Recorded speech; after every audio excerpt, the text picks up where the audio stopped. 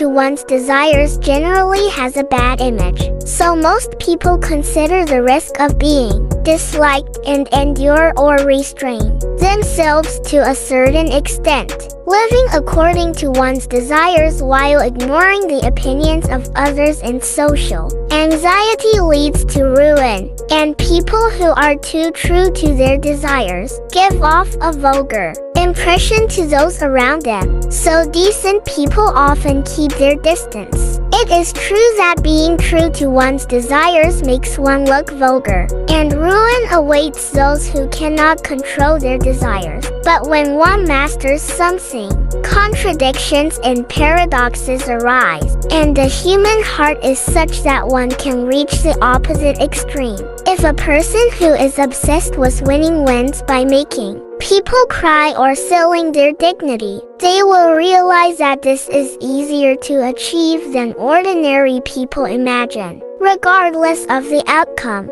and that winning will not be satisfying at all unless they contribute to the world in some way. Everyone wants to win, but they don't want to exchange the daily happiness, trust, and respect that are important to them for a gold medal. So they realize that they don't practice long hours, live a life solely about practice, harass others, or do anything immoral. The world is a competitive society, so just as people obsessed with money tend to gather around other people obsessed with money, winners tend to gather around people obsessed with winning. If you follow your desires without thinking about risk management, or if you follow the value of thinking that choosing difficult things is cool, you will gain confidence that you can get as many medals and certificates as you want.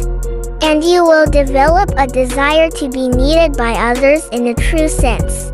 not just for superficial status. And your outlook on life will often change 180 degrees. People who indulge in the pleasure of victory, who consider the number of wins and experience points to be their status, and who live to dominate others, will reach a certain age and realize that the medals and certificates they have earned to increase their own value are meaningless, and they will become more conscious of the value of love, trust, and respect than the average person, and will often cherish and be kind to the people around them, and become less noticeable at first glance. It is a big shock to realize that the values you have pursued up until now are meaningless, but humans become normal through failure, and both values are values that you yourself have acquired as a result of living true to your desires, so they will not waver. Those who envy those who are willing to risk ruin in pursuit of their desires, or who console themselves by believing they are good people who can control their desires,